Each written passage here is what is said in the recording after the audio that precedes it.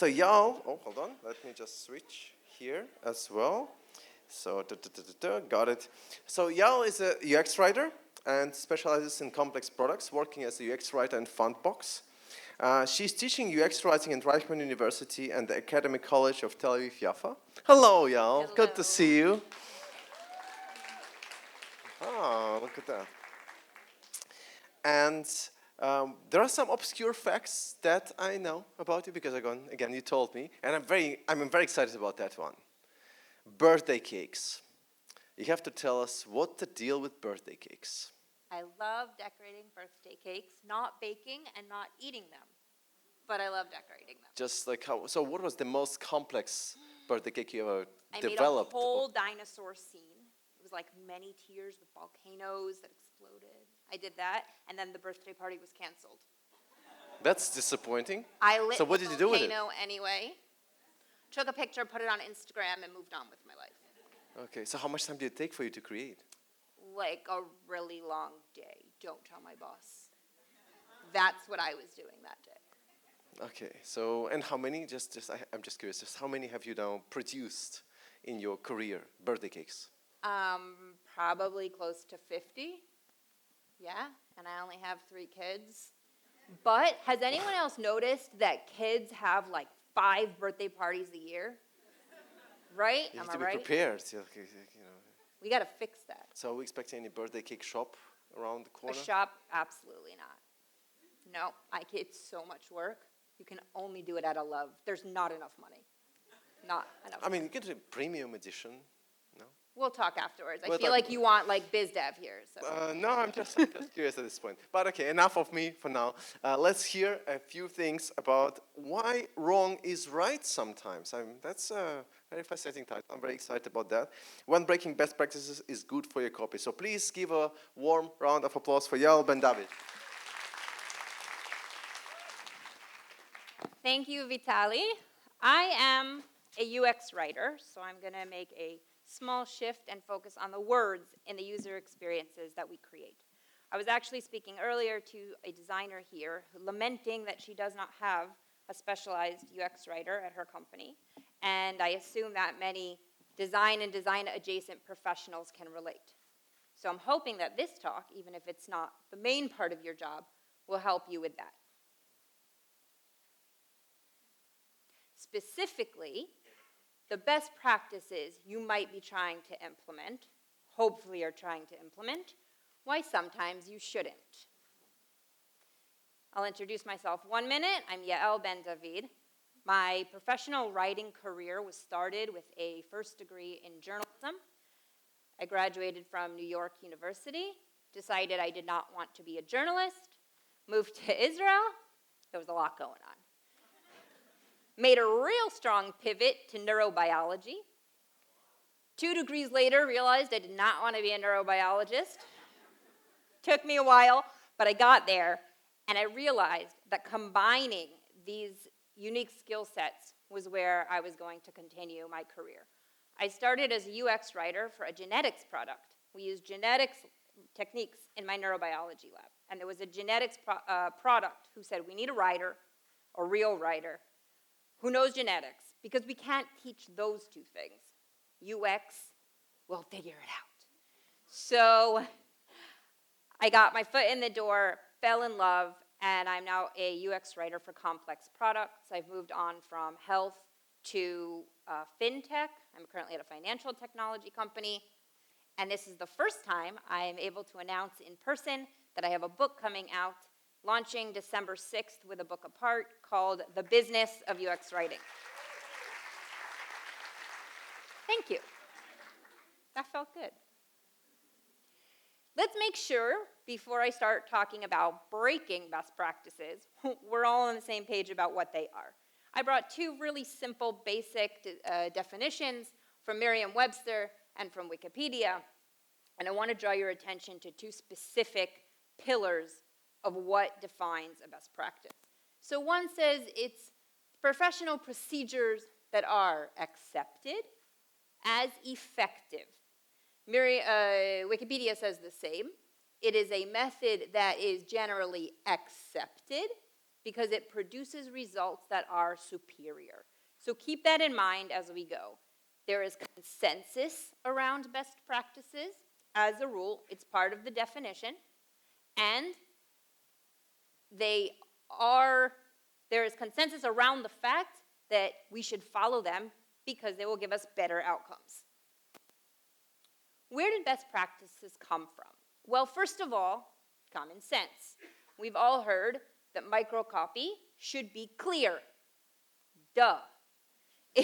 It's literally our job to explain clearly how the user can get the job done that they came to do. Common sense certainly plays a big role. There's also trial and error. And I'm not talking about testing, I'll get to that in a minute, but I'm talking about simply trying something. And you don't always need data to know you've fallen flat on your face. So when different people in different places are trying things that aren't working, you start to be able to codify some errors, and you get some more, what's good here over testing is that the findings are more general. They're more widely applicable. Testing is also helpful, but generally more specific. If I'm actually testing, does this work versus this, it's going to be pretty narrow to my product, to that touch point, to my user segment. There will be takeaways, hopefully. So it's not the whole picture of where best practices come from, but it's part of it, and consensus. Simply the global community of UX writers, also known as content designers, coming together and agreeing on something is a big part of where these come from. This is not a talk about what they are, so if you want to go back and catch up on that later, I can recommend these two seminal works. Microcopy, The Complete Guide by Kinneret Yifrach, was the first, in my opinion, to collect all of the tactical best practices in one place. And Tori Podmajersky's Strategic Writing for UX collected the strategic best practices. It's a great place to get started, especially if you don't have a writer in your company. After that, get one. Why do we have best practices? Well, first of all, they're shortcuts. They save time and energy. That is what a heuristic is. It's saving us time and resources by giving us a shortcut to where we want to get. Just follow this rule of thumb. Don't reinvent the wheel. That's a good thing. And it codifies insights to serve more users, because if we have these go-tos that we're collecting in places like those two books that we're all agreeing on, more content designers and content design adjacent professionals are able to use them in more apps, which is good for more people. Well, that sounds good. Why would I want to break them? First of all, every rule has its exceptions. If a rule is so general that it is always accurate, it's meaningless. That rule cannot possibly have a significant impact. Also, it probably means we are not thinking critically. And I'll get into what I mean by that in a minute. And best practices are shortcuts, but they are not fail-safes. They are not meant to be catch-alls. They're not supposed to be right all the time. So it's up to us to do our work better by knowing when not to follow them. When should we break them? First of all, this is what I mean by thinking critically. If the underlying assumption based upon which the best practice was codified is not true, don't use the takeaway. Don't use the best practice. We'll look at an example in a bit, but there's a best practice: do not use jargon. Stay away from highly technical language. That is based on the assumption that the users are not comfortable with jargon. However, if I'm writing a highly technical or specific, like an intranet in a bank or in a medical app, and I don't use the jargon, not only will it confuse my users, they'll spend so long trying to figure out, like, what are all those words say? Oh, that's just supposed to be polygenic. Why didn't you just say polygenic? And don't all go writing polygenic, right? Only use that where it makes sense. And so when it makes sense, you have to use it. Otherwise, it will confuse users, and you'll lose credibility. If you're supposed to say the technical word and you don't, it's like, who are you? This app has no integrity. Don't use best practices if the outcome does not best serve your user. Sometimes you'll try to apply something, and the deliverable, it's just not in their best interest. It can happen. So keep your eyes open, be critical, and think critically, and say, okay, this isn't working. It's not doing what it's supposed to do. And similarly, and this is basically the thesis of the book, is that if it doesn't serve the business, don't do it. Is that users and business interests are actually very much aligned if you dig into it. They are each other's biggest partner, right? If there is no business, the user has no app. And if there are no users, the product will die. So you need to serve them both at all times. And if the outcome is inconsistent with our voice. Obviously, staying on brand, staying on voice is very important for the integrity of our product, for the credibility of our product, for the success of our product. And if a specific best practice at a specific screen is going to take away from that, I would think twice before applying it. It's good to know the rules. You have to know the rules, because only once you know them will you know when to break them. Let me give you some examples. These are all real examples from the real world, most of which I think I wrote, but we'll see as we go. Here's when you would want to break concise. So we've all heard clear, concise, and helpful, right? Concise generally means short, but it can also just mean like tight. It doesn't have to be it's not verbose, okay? It doesn't have to be super short, but it has to be like with no extra words. This is a banner at the top of a genetic surveys product. You could say, why is it not just a title, a subtitle, and a CTA? Why instead of a subtitle do I have a whole paragraph? That's a lot. That is certainly not concise. Well, here it was the right thing to do for a number of reasons. First of all, we had a lot to say. And when you have a lot to say, and you smoosh it up into too few words, it's cryptic and it becomes completely unintelligible. So when you have a lot to say, you have two choices. Don't say it all, or give it enough words to say it all. Also, this particular screen appeared as a touch point in multiple user journeys. There were multiple flows that crossed here, and so it had to make sense for everyone. And in order to do that, we needed more words.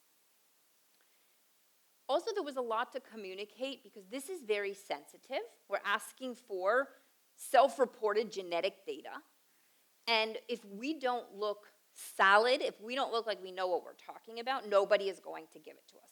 So here, not being particularly concise from a lot of different angles was the right thing to do. Here's another one. I didn't write that one, that's Google. I tried to change something. Sorry, Avi, I'm not sure why. And Google let me know that changes will be reflected only on this calendar. This is the tooltip on the right that I got when I first started doing this action. Very concise. But this is really critical. I have a lot to lose here. So right now it's giving me a short warning. It's raising my awareness of what I'm doing without any friction. This doesn't stop me in my tracks. It's not red. It's not an error. It's just yellow. Just pay attention. But if I continue and try to complete this flow, I get a much less concise pop-up asking me if I'm sure. And here there's a lot more to it.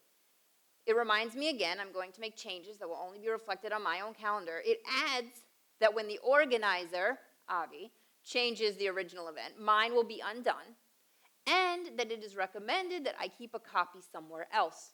This is not concise, but it is very valuable. The user has too much to lose if I don't fully understand all three of those points. So thank you, Google, for breaking a best practice.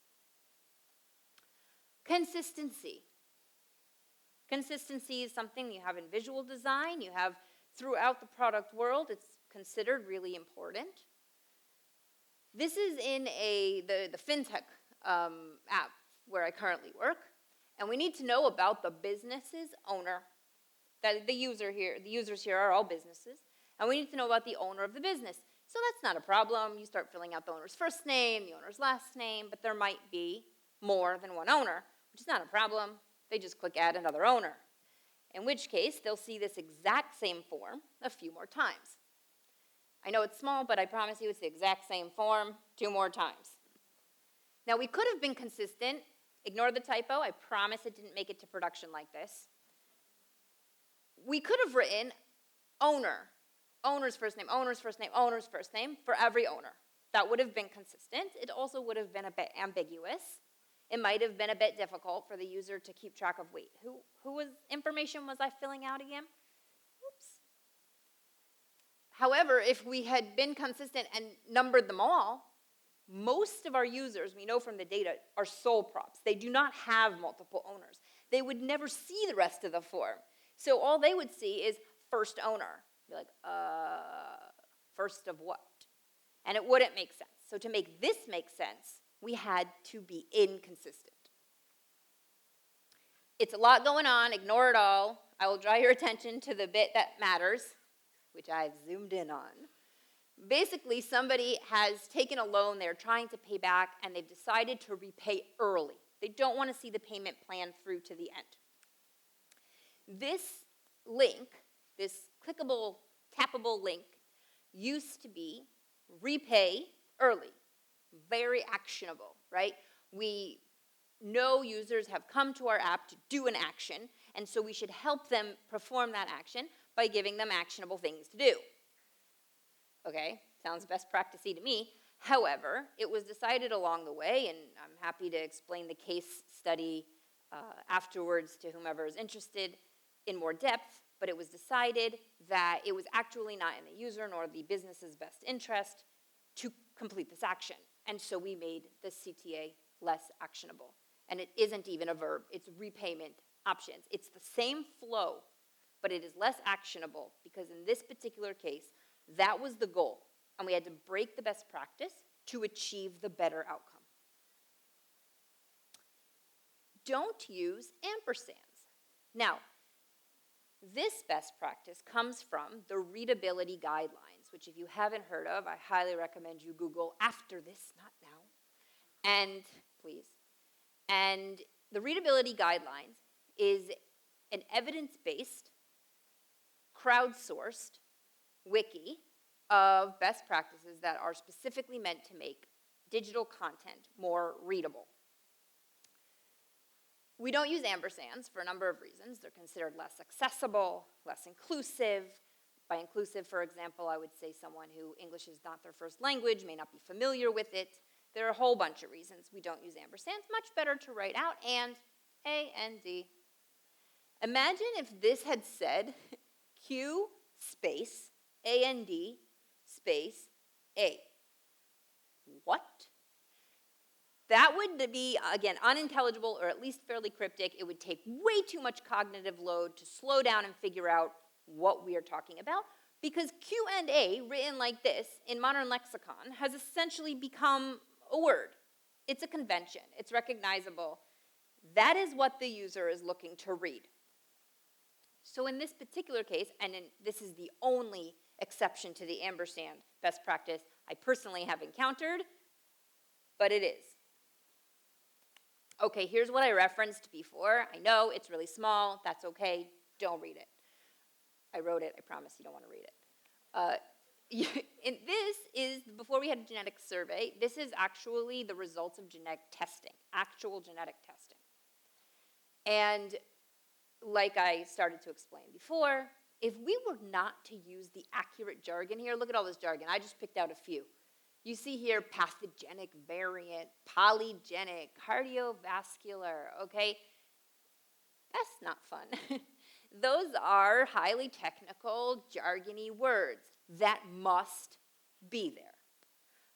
This product would have no integrity, and it would be very difficult to understand if we didn't use the appropriate language for the space. Now, of course, we want to support our users in any way that we can, so there was complementary content. There were tooltips, there were links to knowledge-based information, there were places to kind of flesh out the meaning. It's not either or. You can have it all. And sometimes breaking a best practice is part of the complete package.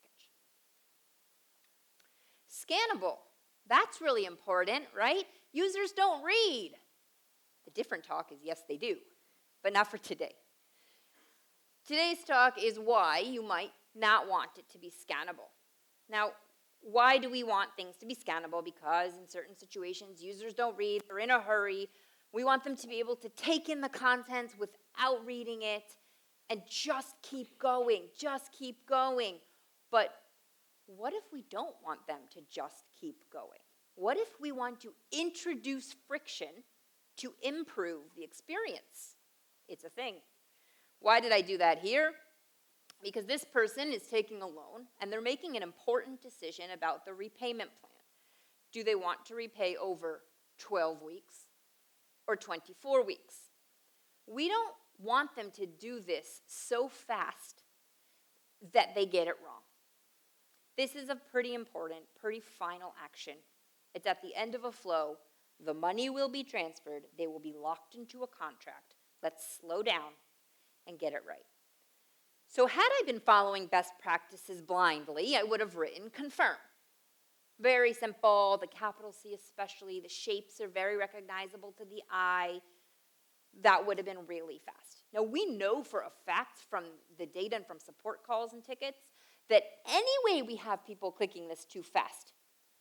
But we did the best we could to slow them down by adding a longer string, and this is actually dynamic text. So if they're hovering on the 12-week plan, it says confirm 12-week plan, and if they're hovering on the 24-week plan, it says confirm 24-week plan, and you can watch in full story or any other screen recording technology your company may be using to watch users take that moment to slow down. No, I should slow down.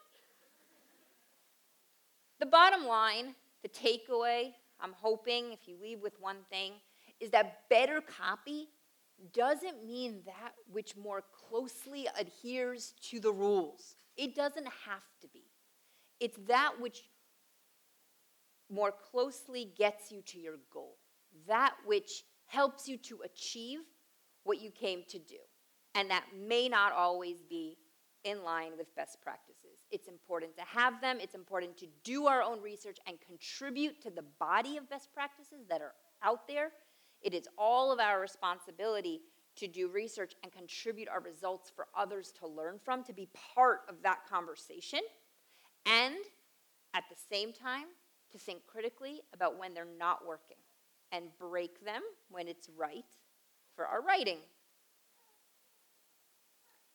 Thank you very much. These are the places.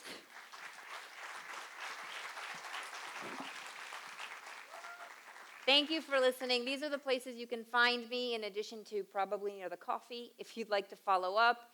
And as of yesterday, also at yaelbendavid.me.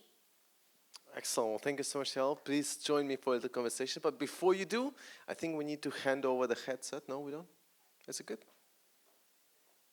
Just the clicker. You got it. Okay, just a clicker. All right, so please join me. He's the boss, whatever he wants to get. Yes, we have a lot of questions that came up in the doc, so as you prefer. Shall I sit here? Yeah, as you prefer. I shall sit here. Excellent. A few questions that came in. I have mine, of course, but I'm going to prioritize the one that have came up. One of them is, how do I keep with the brand writing fun and short in a case I need to give a legally binding information to a user that they must read, even in a checkbox, so they knowingly agree to it as is? So this is pretty much the example that you showed as well, right? The last one. That's a lot to unpack. Okay, so you're writing something really important, a bit technical, legal text, and also trying to keep your voice. Yes, that's right. pretty much it. So, thank you. Yeah, All right, so this is where, it's not exactly what I spoke about, but this is where I just want to give a quick reminder of voice versus tone. So voice is the personality of your product. Voice is your brand, who you are, how you want to sound. But tone is how you adjust that to the touch point. how you adjust that to where the user's at in their journey. So I am always Yael, and I will always sound like Yael. That will always be my voice. But my tone will shift if I'm at somebody's birthday party or if I'm at somebody's hospice bed. And so it's okay to, in that touch point of that legal, technical, right, to shift your tone to be appropriate. And you can do that while still staying on voice. Whoever asked that, if you want afterwards, I can share a sort of handout, like an exercise, where you keep voice, change tone, keep tone, change voice. It's really fun and really helps you like get into how to do that. Another question that came up actually was related to that example as well, to the previous example actually. Concise example with Google. Wouldn't bullet points always work better? Why do we need to slow down people for those CTAs? Could we just let them be and allow them to undo their action within a particular amount of time? Ooh, good question. All right, so first I want to start with, couldn't we just let them undo? There are a lot of factors. Okay, let them undo. That's functionality. That's not just copy. And there are a lot of factors that may make that the right or wrong decision in the moment. So of the different implications of that decision that Google was making, some might have been technical. Some might have come from the development team. Some might have been business interests. For whatever reason, they've connected revenue to not completing the flow, and people who go backwards don't complete the flow. I don't know. There could be product limitations that somehow that doesn't jive with the aim of the spec. So that's a really big question, why or why not to change functionality. I can speak more to the copy bit of the question, which is why not bullet points? Now, I don't know why they went with bullet points. I love that whomever saw that didn't immediately say, I love that whoever saw that, didn't immediately say, oh, Google, it's perfect. Nobody's perfect. And it's absolutely right to consider alternatives, always.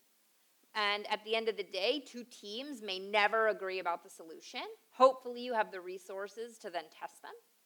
If you don't, this is where you go out of testing and into trial and error, throw something out there, hope for the best, and if it really falls flat on its face, you'll notice. Okay, interesting. How is UX writer's role different from copywriter or user researcher? Copywriter is a marketing role. UX writer, also called content designer, is a user experience role, a product role. So we write for the product, they write for the marketing materials. There must be a very tight collaboration. We have to be speaking in the same voice, though our tone will be most of the time a bit different. So really important to work tightly together. Definitely two different roles. Red flag if you see a company posting a job description called UX copywriter. They clearly have no idea what they're doing. I had a company reach out to me once and ask me to review their job description before they put it out. And that was the first thing I said. I said, if you put out UX copywriter, you will not get the applicants you're looking for. Because the people who apply for that job don't get it. And a UX researcher is totally different. You know, the dream team is to have the UX designer, the UX writer, and the UX researcher all together. And they really collect the insights that then the rest of the design team will act on. Maybe also based on that, I think in some teams that I'm working with, there's always this sense of, well, UX writer, is it something that just designer could do, like a UX designer could do? Do we need a specific role? And this is also based on a question that came up here. Is there enough work for a UX writer to be hired on a small team? Yes. Excellent, moving on. If whoever needs a UX writer on their team, which is anyone who doesn't have one, is trying to convince their boss, have them call me. I have a talk about the ROI, the return on investment of having actual UX writing in your company. Can someone else do it? Sure. I can also code and move pixels, and it'll be terrible. Well, so, you're really good at birthday cakes too. Well, okay. We all can do a little thumbnails. Right. But, so yeah, so get one. I'm happy to talk with whomever about why it will pay off in the end. But like I said, you have to have resources out there. Like I hope this talk for people who just don't have that resource. So. Right. And typically, if let's say there is a company and they don't a tight budget or whatever, anything else, would it be then the role that somebody, a UX designer would take on, or UX researcher would take on, or where would copywriting actually live, and how would it be organized? Is it like a part of the design process? Is it part of a prototyping process? Or Not copywriting, Vitaly. oh, sorry. UX, you're not listening. Yes, I am listening. I'm just thinking too fast, maybe. So the first part of your question was, what if there's not enough money for UX writers? So that's the whole idea of return on investment. Invest the money and it will pay for itself many times over. So there's no such thing as I don't have the money. That's like saying I don't have the money for marketing. Then how do you make money? So that's the first bit. Who should be doing it in the absence? It ends up just falling on whoever's around. I've seen designers do it. In Israel, I see where they find the nearest native English speaker, and that could be an engineer. That usually works well. However, wait, there's hope. I want to leave this question on a hopeful note, which is, I brought this talk, and I think Avi had me bring this talk to a forum that is not specific. Right, there's UX Salon Words, which is specifically about words. And this is not that. And it was important to bring words to a talk like this because a lot of teams just aren't going to have a writer, and it's really important for everyone else to have resources as well. So apparently I'm like, so hoferet, I guess is the word. And so in my company, I actually guess I talk so much about what I do that I had an engineer come up to me, very proud of himself, that he had found an ampersand on a button in the code and changed it of his own volition so that I would be proud of him. So even if it gets left to engineers, there's hope. Just, keep it top of mind and share whatever resources you have. I think you're just a very optimistic person in general. It's all the sugar in the cakes. Yes. Nice. One question that also came up here: when can somebody learn more about the UX writer's role, and what skills does it usually entail? Is it just about writing? UX writing is very much about writing. It's very much about data. It's about common sense. And it's probably primarily about curiosity and collaboration and humility and learning. I mean, I think it's kind of growing. The list is growing. Okay. Is it like a unicorn kind of thing? Does it sound like a no? And where can you learn more about it? So I have written a few articles about day in the life. A book? No, book's not about this. Book's about the ROI, though. So whoever's trying to convince their company to get one, that might be a helpful resource. But I've written a few articles on the Medium blog about what does a UX writer even do all day and things like that. So maybe that's a starting point. It's certainly not everything you need to know, but a place to the top of the rabbit hole where you can start jumping in. That sounds exciting. One thing that came up immediately after you started the presentation is, will that book be available in Israel? Yes.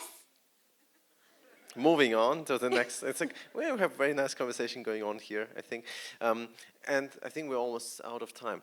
But one thing that's really interesting to me is also to see more companies trying to formalize UX writing process, and I'm sure that there are tons of methodologies. And how does it usually work? Again, is it like a versioning of different words and how you put them in different places? Is there, what is the process like? Is it just a Google Doc, or is it much more than that?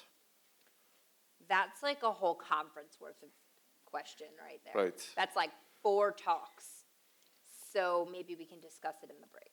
Sure, sounds good to me. So if you have this question, or any other questions, I'm sure you will find Yael outside, just outside, and we will also have a break, a longer break, so it's like a really great opportunity to ask all kind of questions.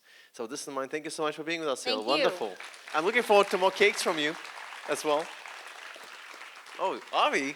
Hey. Hello, Avi. What are you doing here? You're not supposed to be here. So, how are you doing in Italy? I'm good. I surprised you. I had my yes, you surprised me. We're I going don't on like to, when people surprise we're going to me. the break a little bit earlier, but I wanted to make a request. There's a lot of vegan Come people. to the center of the stage so everybody Oh, can see you. Yes. There are You're people all the who way- are vegan, and there is a place where people who are vegan would like to get their food. So if you don't mind, don't grab the vegan food first. Allow them to grab their own because it's just a limited amount. That's it. That's it? That's all I How want are to say. you I hope today? everyone Like- is enjoying. How is it? Okay, so see you in 1 hour back here. Yeah, see everybody in 1 hour. Just find the best friend again and just get lunch with